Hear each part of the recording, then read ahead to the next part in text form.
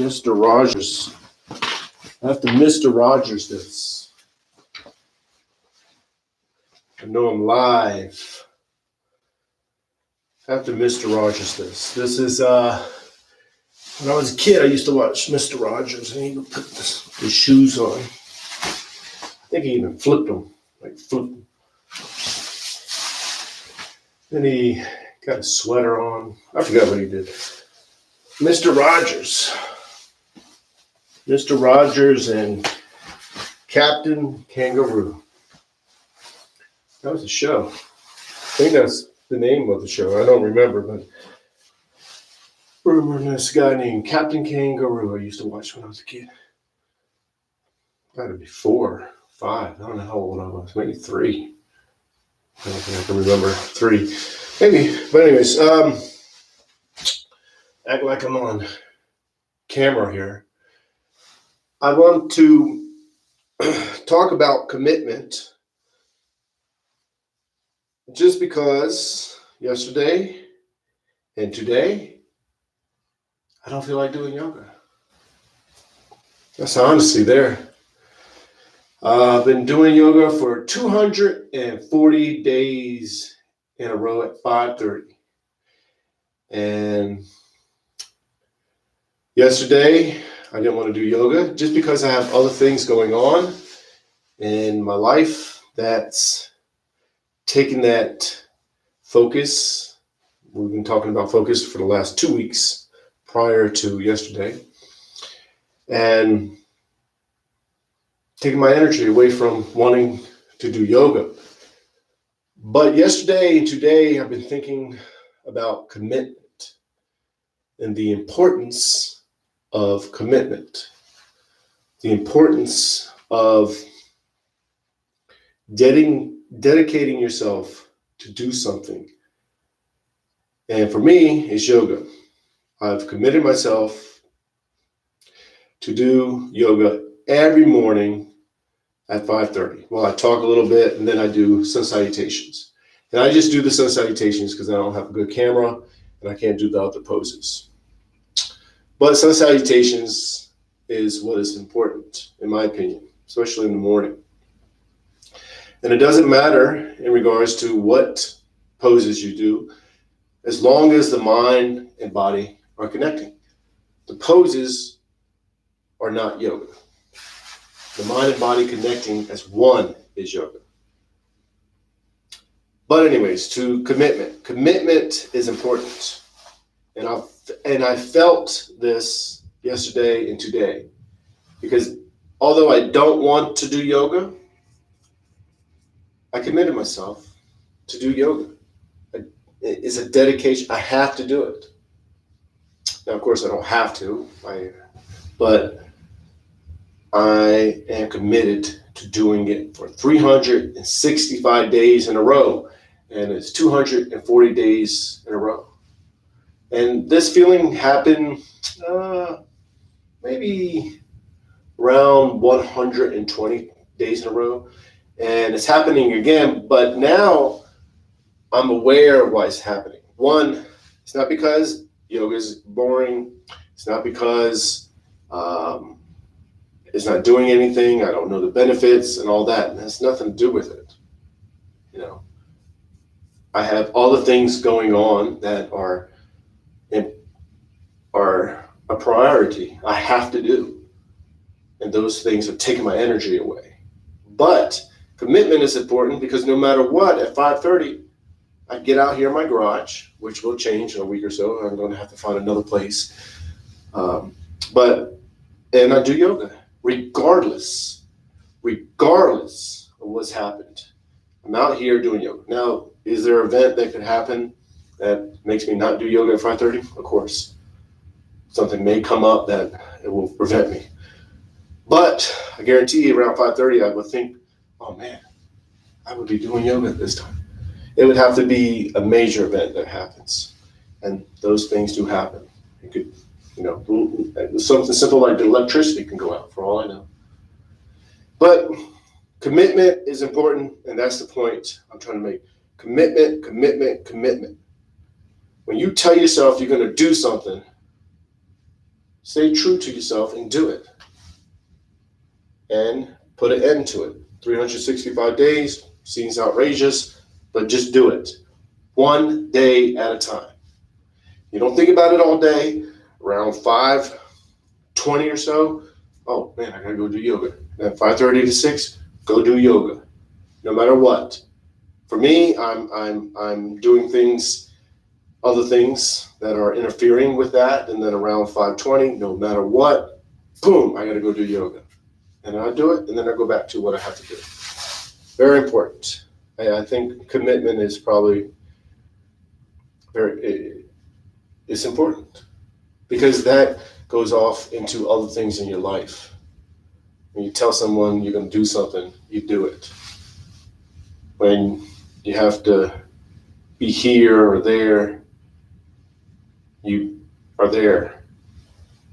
Now, can you run late because of traffic and all? Yeah, but you make a phone call and say, hey, I'm going to be late. Just keep people informed.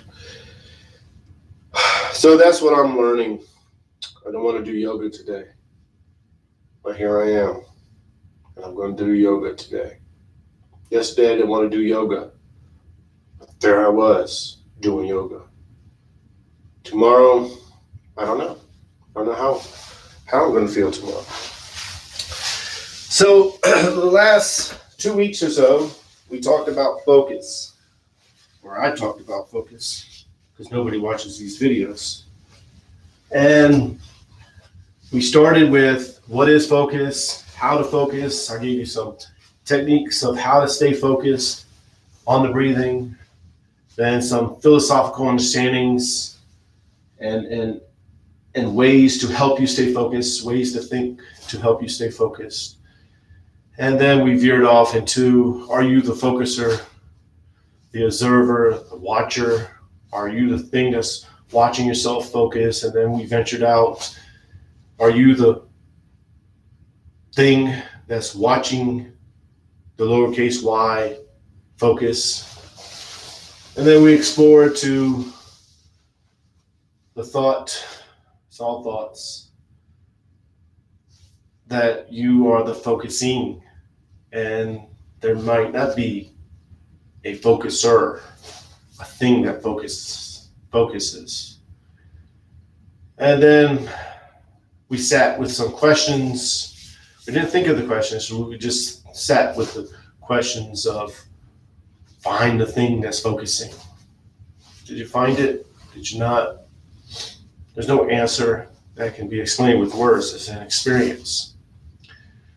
And then some might say, hey, it's God. Some might say, hey, no, it's a capital S, self. Everyone's different.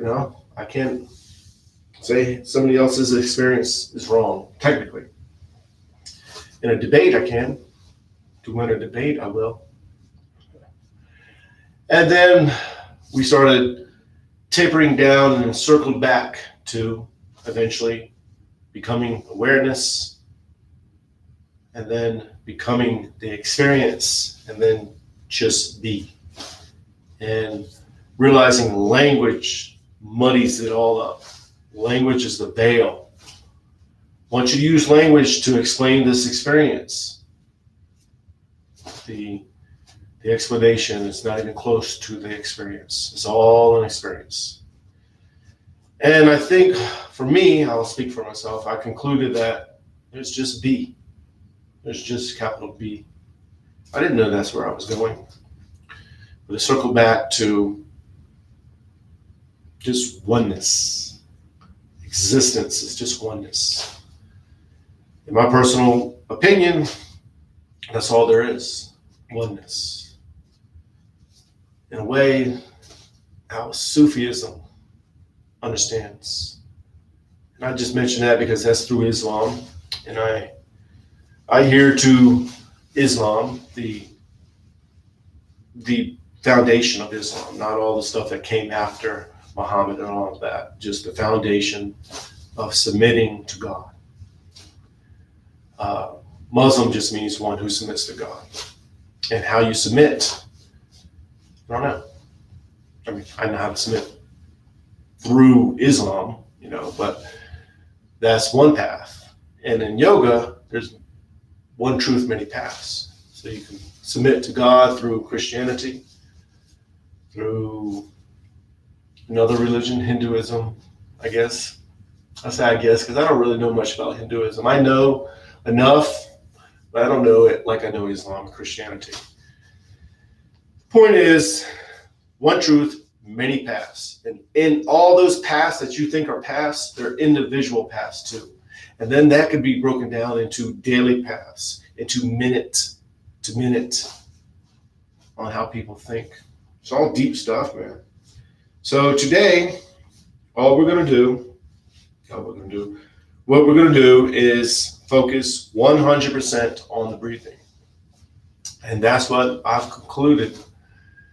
And then in a week or so, I'll start explaining the yogic understanding of oneness and the schools of yoga and the different elements that make up what we think of when we say yoga. I mean, technically, yoga is just mind and body connecting, but there are different schools, branches of yoga, limbs of yoga, and I'm going to start explaining that in a week or so. And well, I was going to say more about that, but anyways, that'll happen in a week or so. And the only reason I'm going to do that, I will explain it, is because I'm going to have to leave this studio in a week or so. This so-called studio, it's just my garage. And I might not be able to do much yoga poses or many yoga poses. So today we're going to do the meditation, and we're going to do 2 minutes, and you're just going to focus on your breathing. So we begin in easy pose. Easy pose is the modification of the lotus. Palms are to the knees, maybe your lap, maybe you lean back, maybe you're against the wall, maybe one leg is out, maybe both legs are out. Just get comfortable. Center yourself, and you're comfortable. You'll want to make sure this is very comfortable so you don't have your mind wander to your back aching because you're trying to do a pose that you're not ready to do. And if that does happen, just lean back. Don't think about it. Don't think my back is aching or getting fatigued. I'm gonna stick it out. Nope, let that go. That's not what we're doing. You're going to go right into leaning back, leaning against the wall. Even if you have to adjust, doesn't matter. You don't let that interfere. So you just stay and go with the flow with that. And you're going to focus on the breathing. Now, to focus on the breathing, you watch yourself breathe. Now, you are the watcher, but you're also the watching. But words muddy all that up. So I'll just continue to say, watch your breathing. But technically, you are the watching. You are the focusing. And what will happen is your mind will wander. You'll start to think about other things. When you realize you're thinking about other things, just gently bring your focus back to the breathing. Now, the breathing is where you focus on the belly going in and out. When you inhale, the belly expands. When you exhale, the belly goes in. You watch that. Or you bring your focus to the tip of the nose. As you inhale and exhale, you watch the air go in and out of the nose. And what will happen is you'll start to control your breathing, most likely. And when you realize, hey, I'm controlling my breathing, just let go and just watch yourself breathe. Remember, you're already breathing automatically. So let's go ahead and begin. 2 minutes, so just watch yourself breathe.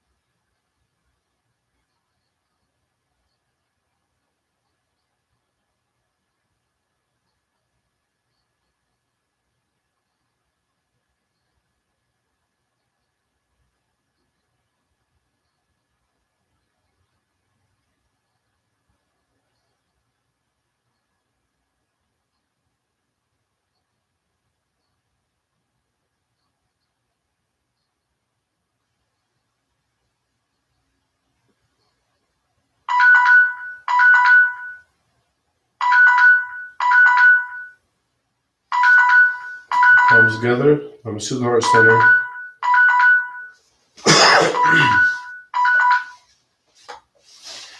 You're going to go to mountain pose. Even when you're coming up like this, you're standing up, your mind is released. You're just focused on the breathing. With the focuser.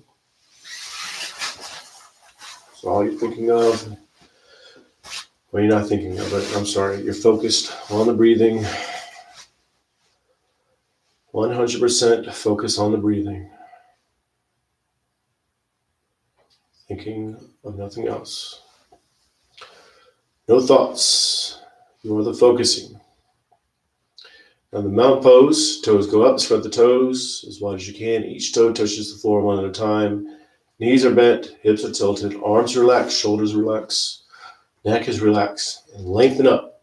So we can lengthen up, let the bones sit on top of each other, and let the skeleton stand. No tension anywhere.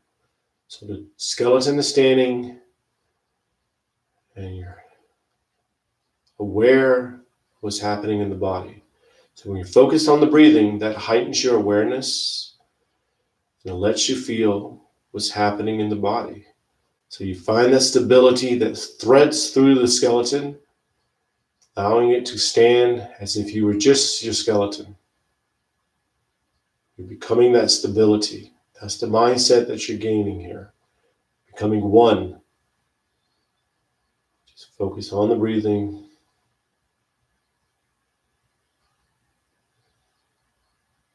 Bring the palms together, thumbs to the heart center. Push the arms out, up and back. Inhale slowly. As you inhale, you're inhaling as much as you can, and then exhale. Exhale, hinging from the lower back. Back is straight. And palms go right to the calves. Elbows into the sides of the legs.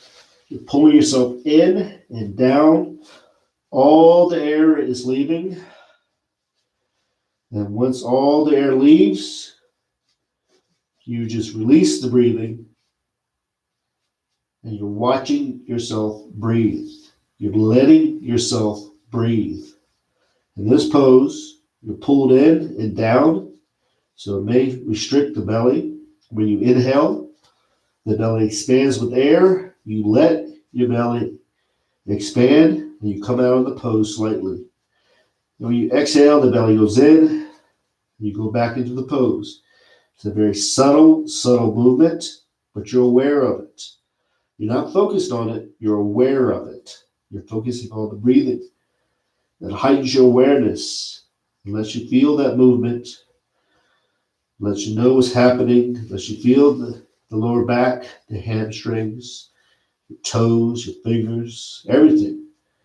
You're aware. This is what you're learning on the yoga mat. So when you're off the yoga mat, you are aware. The palms to the sides of the feet. Left leg is back.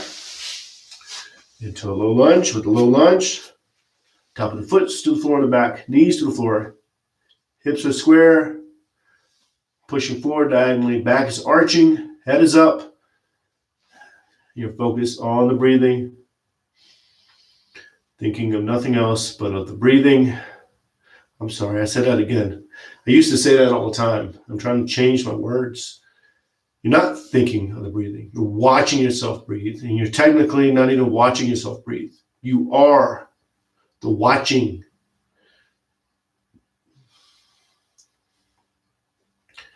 Very difficult because when I use words, I start talking like there's a lowercase u, there's a self. Try to learn how to say it differently. Saying the same thing for the last 20 years. Trying to recreate it. So high lunge just for a second or so. So toes curl under, the back knees up. And then downward dog. Now the downward dog, pushing into it, arms are straight, legs are straight, tailbones to the ceiling, heels are towards the floor. No tension in the neck, so the head dangles. and you're becoming one with the pose. So you are pushing into the pose, but you're getting to the spot right before you feel like you shouldn't go any further. Find that spot, you settle, you accept, and you just focus on the breathing. Now, although you're pushing into the pose, once you're settled, you're becoming one with the pose. So it's almost like you're not pushing anymore. You're finding that spot where you're one with the pose. No tension, no effort. Now, of course, there may be tension, maybe a little effort. That's okay. But technically, you're trying to get to where there's no tension. But wherever you are, you accept. All that comes later. That'll happen. And then you slide into the upper dog, drop down to the knees, and the chest is a transition pose, strength transition. And with the upper dog, tops of the feet are to the floor, palms are to the floor. Those are the only things that are touching. And to modify this pose, you go down to the small cobra, chest is off the floor, palms are touching the floor, but you're not using them. You're not pushing up, you're pulling up. Back muscles are pull muscles. And just focus on breathing.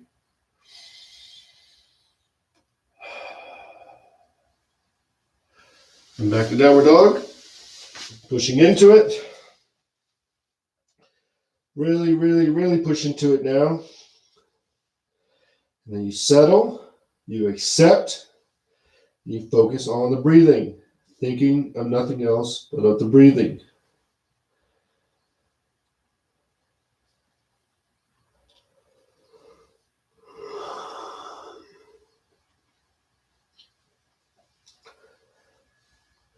So wherever you are, if you like, push a little bit more into it.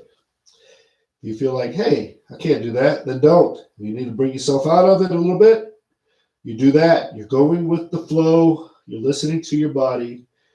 You are your own guru. The left foot is up between the hands into a low lunge. With the low lunge, top of the foot to the floor in the back. Knees to the floor. Hips are pushing forward diagonally. Back is arching. Head is up. You're focusing on the breathing. Thinking, I said it again, not thinking. You are the focusing. Think of nothing else. Just become the focusing. Very important to get my words straight, because in the last few weeks, I've changed how I even understand yoga. So I'm growing as well. So I've been saying certain things for 20 years. Although I understood what I'm thinking, I started thinking I need to start wording it differently. So you can become the focusing. So you can become the yoga or yoga. And then curl the toes down to the back, knee goes up. High lunge just for a second or so. And then standing forward bend. Pull yourself in and down. Get all the air out. Once all the air leaves, you release the breathing. You just focus on the breathing.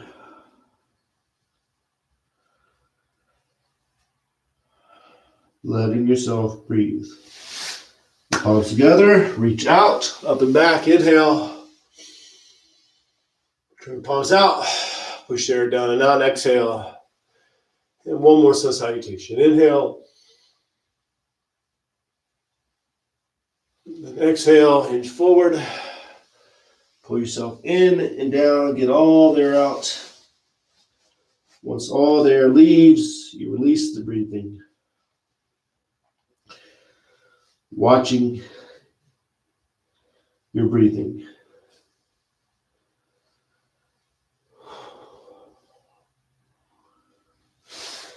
And lift legs back into a low lunge. Opening up. Focused on the breathing.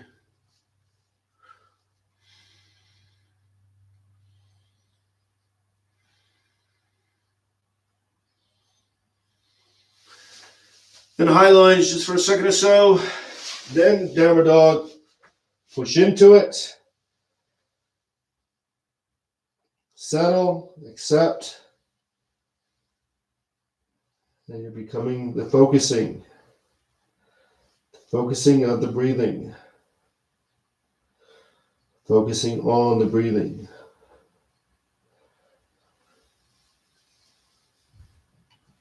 And then you slide into the upward dog. Modify it how you have to.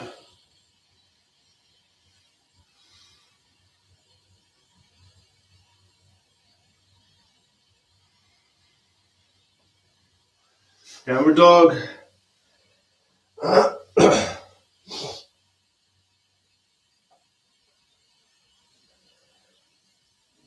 wherever you are, push a little bit more if you feel like you should. If you feel like you shouldn't, then don't. You don't listen to me. Listen to yourself. And then left foot is up between the hands. Low lunge, opening up. Feeling opened. Tapping into openness. You are becoming openness.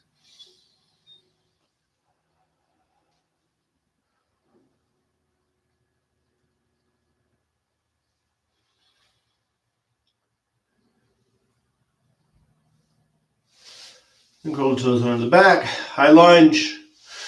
And then standing forward bend. Pull yourself in and down.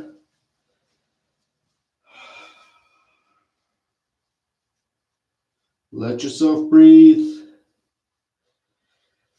Then palms together, reach out, up and back, inhale. And then exhale. Then mountain pose. Remember, in mountain pose, you find that spot where the skeleton just stands. You're tapping into that stability that threads through the skeleton. Becoming stable. You are stability, no matter where you are. So if you're feeling a little bit unstable, let go of that. Stability is a mindset. The body may feel unstable, but that stability exists. Find it, tap into it. And we're just going to stay here a little bit longer, so just focus on the breathing.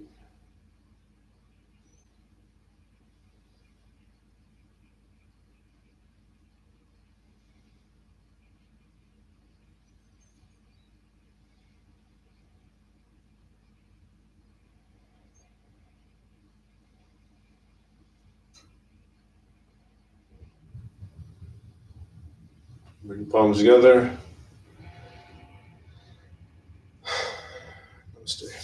That's it. That is number 240 YouTube Live Yoga Routine. And that's how you do a yoga routine when you don't want to do one.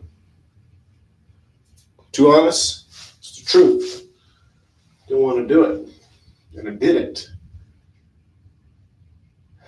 And I feel great. Not because I did yoga, not because I tapped into yoga, not because I did something I didn't want to do, but because commitment is important. And staying with my commitment, that's it. Today, that's why I feel great that I did yoga even though I didn't want to, because I said I was going to do something and I did it. Now, did I benefit from it? Yeah. Do I feel calmer? Yeah. Do I feel like, man, yeah. Have I felt better on other days I've done yoga? Yeah. But it's about that commitment, man. Something about that commitment. Commitment in itself is an energy. And if you learn how to commit on the yoga mat, and even if it's 10 minutes, 15 minutes, same time every day, there's something there. Years ago, I used to say, okay, I'm going to do a sitting meditation every day at this time. wake up, do it. Sometimes, believe it or not, it's only 2 minutes. And it's not because I had to go get, hop in the shower, get dressed, go to work. It was because all I could do was 2 minutes. My mind was so much racing. Kids, wife, job, this, that. And I was so out of sync that all I could do is 2 minutes. Did I benefit from the 2 minutes? Yeah. But I also just sat there sometimes in my mind would for 2 minutes. And then the thing would go off, timer, and I would get up. But it was something about always committing. 2 minutes, sometimes 5 minutes, usually around 10 minutes, but sometimes only 2 minutes. For real. For real. I used to do that with yoga when I would do the yoga poses. One sun salutation is all I could do. My mind was so that I could I force myself to do more? Yeah, I could. But then that starts getting, in my opinion, starts becoming a burden. And then I wouldn't want to sit or I wouldn't want to do yoga at all. Because I'm like, man, when I do yoga at 5:30, I'm going to force myself to do 6 sun salutations when I only want to do one. And then that starts becoming a burden. And I know myself, I won't do it. But if I allow myself the freedom to do whatever I feel, sometimes it's one, sometimes I do force myself, but I also know I don't have to force myself. If I can only sit for 2 minutes, that's what I did. And I just share that because as humans, we're all human. And sometimes things ain't easy, man. Sometimes things ain't easy. So anyways, I will see you tomorrow. Yeah, feel better just reminding myself of that. So see you tomorrow at 5:30 a.m. Arizona time, Mountain Standard Time. So namaste, peace and love.